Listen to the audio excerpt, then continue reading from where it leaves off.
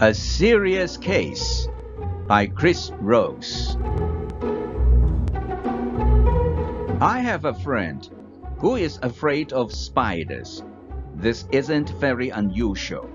A lot of people are afraid of spiders. I don't really like spiders much myself. I don't mind them if I see them outside in the garden, as long as they are not too big. But if one comes in the house, especially if it's one of those really big spiders with furry legs and little red eyes, then I'll go, "Ouch!" and I try to get rid of it. Usually, I'll use a brush to get rid of the spider. But if I feel brave, then I'll put a glass over the top of it, slide a piece of paper under the glass, and then take it outside. This is quite normal, I think. But my friend isn't afraid of spiders in any normal way. She isn't just afraid of spiders. She is totally, completely, and utterly terrified of them. When my friend sees a spider, she doesn't just go, "Ouch!" or run away or ask someone else to get rid of the horrible, creepy crawly. No, she screams as loud as she possibly can. She screams so loud that her neighbors worry about her and think about calling the police. When she sees a spider, she shivers all over, and sometimes she freezes completely. She can't move at all because she is so terrified. Sometimes she even faints. But my friend had a surprise for me when we met for coffee last week. "Guess what?" she asked me. "What?" I said. "I've got a new pet." "Great," I said. "What is it? A dog? A cat?" "No." "A budgie?" "No." "A rabbit?" "No." "What then?" "I've got a pet spider."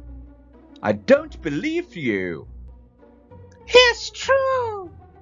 I decided that it was time I did something about my phobia. So I went to visit a doctor, a special doctor, a psychiatrist. This psychiatrist specializes in phobias, helping people who have irrational fears to get better and live normally. He told me I suffered from arachnophobia. "It's an irrational fear of spiders," he said. "About 1 in 50 people suffer from a severe form of arachnophobia. It's not very uncommon." "Thanks," said my friend. "But that doesn't help me much." "There are lots of different ways we can try to cure your phobia," said the psychiatrist. "First, there is traditional analysis." "What does that mean?" asked my friend. "This means lots of talking. We try to find out exactly why you have such a terrible fear of spiders. Perhaps it's linked to something that happened to you when you were a child." "Oh dear," said my friend. "That sounds quite worrying." "It can take a long time," said the psychiatrist. "Years, sometimes. And you can never be certain that it will be successful." "Are there any other methods?" "Yes. Some psychiatrists use hypnosis along with traditional analysis." My friend didn't like the idea of being hypnotized. "I am worried about what things will come out of my subconscious mind," she said. "Are there any other methods?" "Well," said the psychiatrist, "there is what we call the behavioral approach." "What's the behavioral approach?" asked my friend. "Well," said the psychiatrist, "it's like this." The psychiatrist got out a small spider from his desk. It wasn't a real spider. It was made of plastic.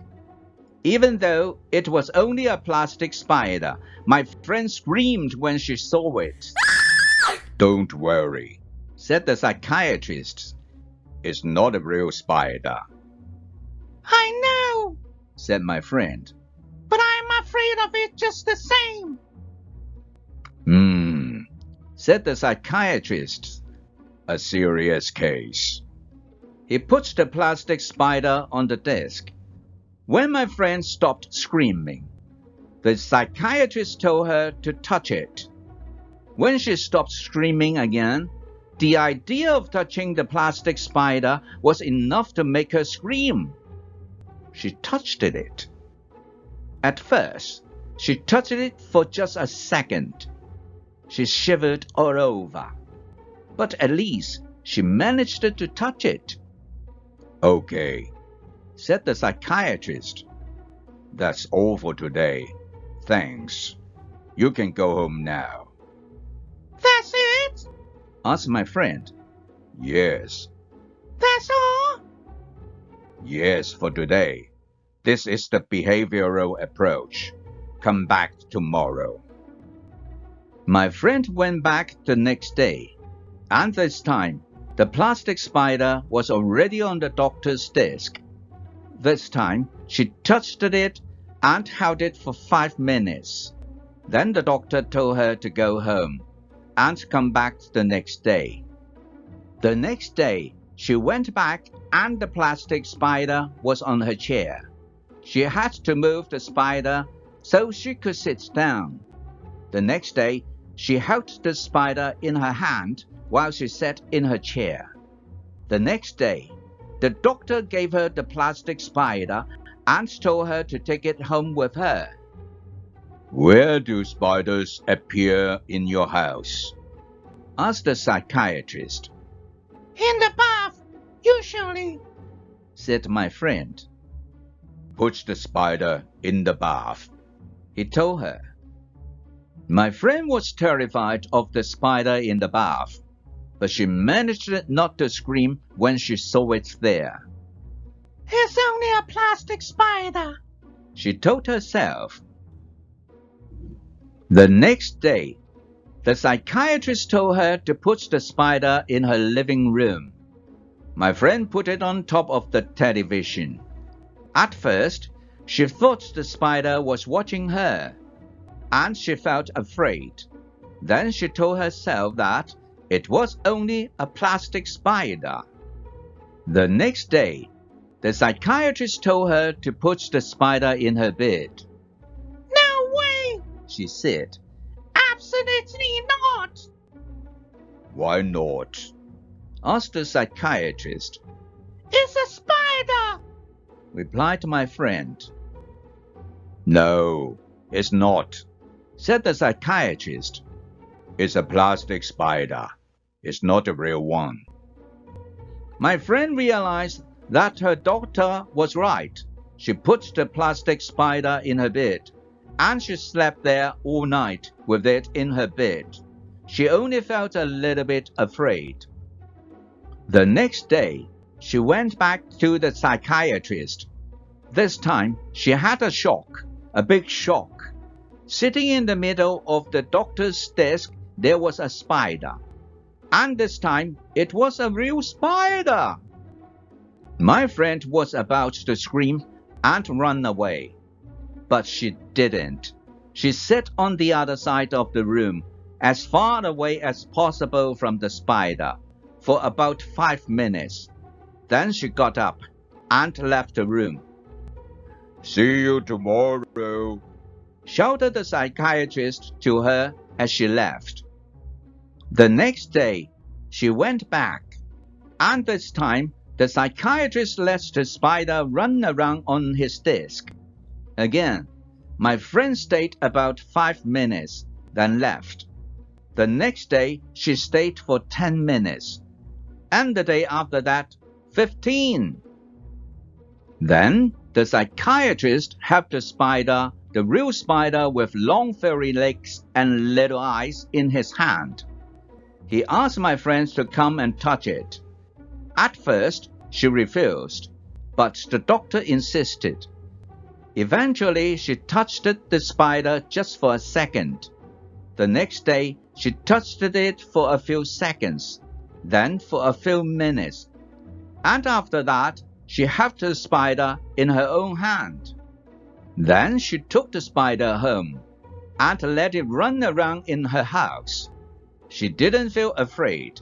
Well, okay, she did feel afraid, but only a tiny bit. So now I've got a pet spider. She told me again. Well done, I said. There's only one problem, she said. And as she spoke, I noticed that she was shivering all over. Then she screamed and climbed up on the chair. She was pointing to something on the floor. Over there! She screamed. Look! It's a beetle! Thank you for watching. This is the end of the story. If you like this story, please like, share, and subscribe. See you again.